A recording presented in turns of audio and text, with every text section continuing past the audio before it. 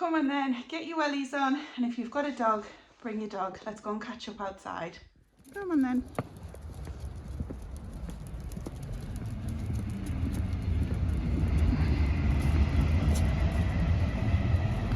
All the moss that's been falling off the roof. Oh, happy days, happy days. Well, they've already legged it all the way over to the barn. So I don't really want to go and see what they've found just yet because they're barking, but whatever it is, I'm hoping that it's what's been eating our potatoes. Now, do you remember when you were younger, or is it just me, that you used to hear the adults say, well, that's gone by in the blink of an eye, can't believe how quickly time passes. Well, I'm not too sure when it happened for me, but it has happened. This year has literally gone by in the blink of an eye. It's already mid-November. We've not been around for the last 2 weeks in YouTube land, and when I looked, I couldn't quite believe how much time has passed since we were last on here. Now, thank you for a couple of people have been checking in just to make sure we're okay. We're absolutely fine, thank you very much. But yeah, already the middle of November, so I think we're definitely overdue a catch-up. Now, if you are new here, because we've got a lot of new people that have subscribed since Stephen did his how to butcher half a pig video that just rocketed. I'm just here to make the coffee and keep people happy. Anyway, my name is Tracy. You've obviously already met Stephen if you've come over from that video, and if not, you already know who we are, so thank you for coming back. What persuaded you? I'm only joking. Let's go and have a little look around. So on here we've got our 4 sheep. 2 of them are pets and 2 of them are for the freezer each year. The one that's just laid down is for the freezer, and then the one over on the left here is for the freezer as well. These guys will be staying out over the winter. Unlike in the distance there, the horses, those are just out for the day-to-day. They have now started their winter routine where we bring them in and keep them stabled overnight, and whenever we can we'll get them out. And my goodness me, what's the weather been like where you are, because it's been so strange here for November. I'm not complaining in the slightest, but we've had very little rain and quite a bit of sun. It's almost as if like summer's shifted, although we haven't had the heat that you would hope for in summer. But it's almost as though it shifted out like a month or so. But it is due to turn really cold overnight from, I think it's tomorrow night or maybe the night after, but this weekend basically. So what that means for us is that we're finally going to be putting the Arga back on in the kitchen. I don't think we've ever had it back on like so late in the year. I think we've always turned it back on in sort of October time, end of October, and to get into the middle of November, I mean it literally is the middle of November, it's the 15th. I'm hoping to get this video out pretty quickly. Even tonight maybe you'll get to see it, but yeah, for the middle of November it's really strange weather. The dogs have run off into the paddock there, and you can probably hear the ducks just from where I've come from in the distance, and we're being watched. The sheep are coming to see if we're doing anything remotely interesting, but I think they've figured out that we're not, so they're going to go and find something else to do. But speaking of the dogs, the last video, one of the last videos that you saw, aside from Stephen's, was of Annie, where I was explaining to you that Annie, our big dog, so our bull mastiff, had emergency surgery. She had been in for a procedure. She had closed pyometra, for anyone that's familiar with that, nasty infection of the uterus.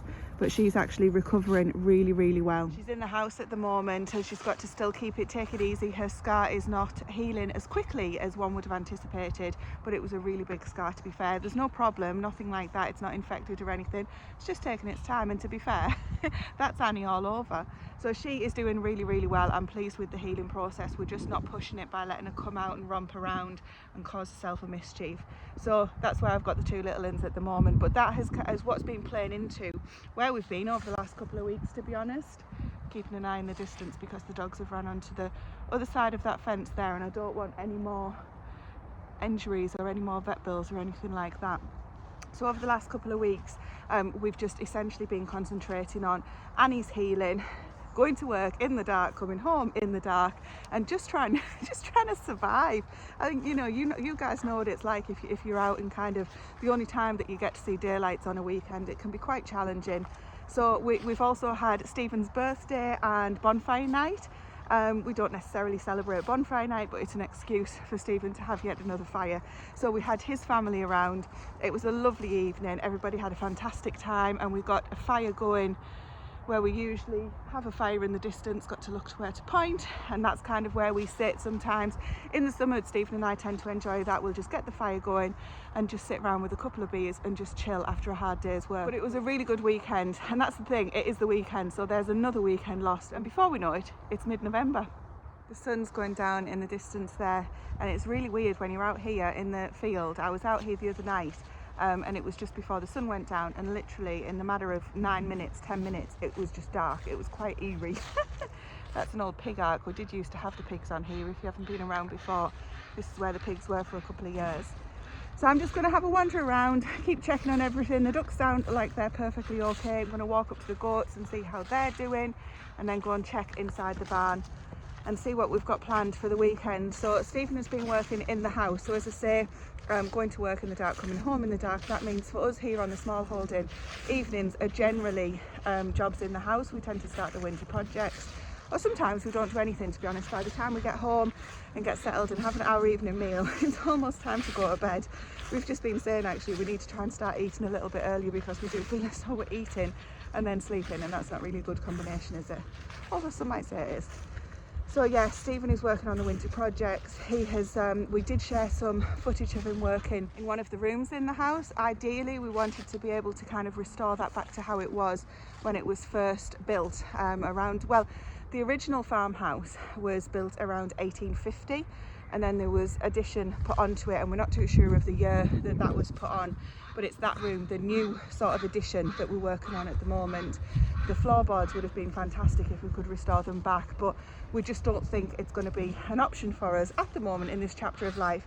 If it was somebody that was maybe retired or renovating, had a bit more time, a bit more money, all of those things, it might have been an option.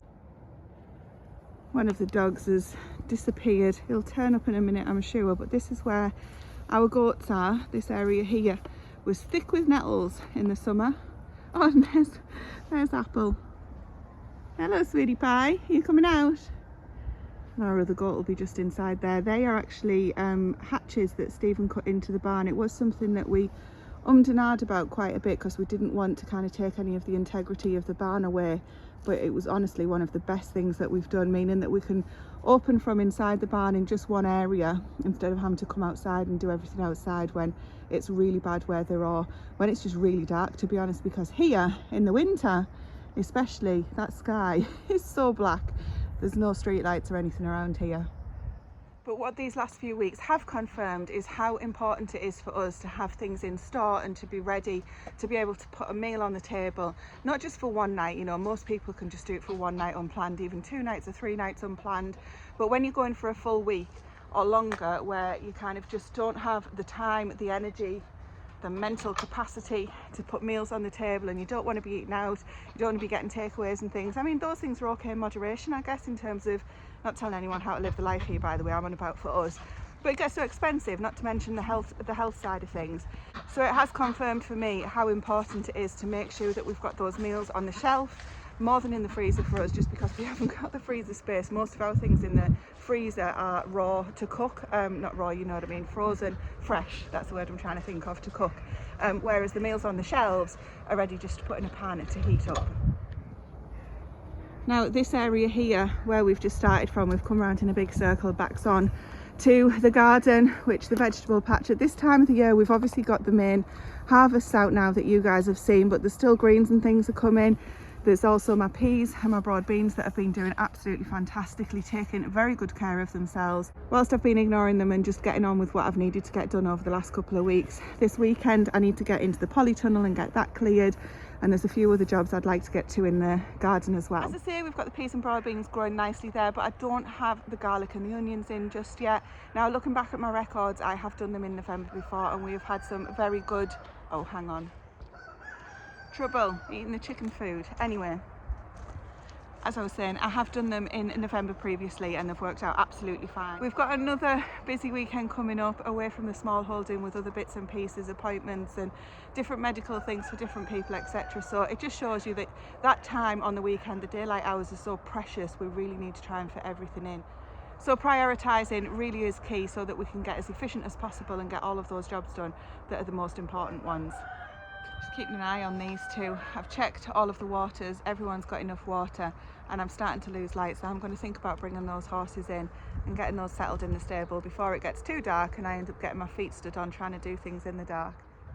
So just a really quick video to catch you up, to say that everything's doing absolutely fantastic here on the Smallholding. And if you are new here, please let us know in the comments what you'd like to see. We do all kinds of different videos, from how-tos, which was Stephen's sort of pig butchery video. We've got a lamb one coming up shortly. And then I do gardening videos. We also do pressure canning and preserving food, all sorts of different stuff. But if you've got a particular interest and it's something that we can make into one of the Smallholding videos, then do let us know. But otherwise, we'll just keep vlogging our hearts out and keeping the memories coming. Thank you for watching, and we'll catch up with you very soon.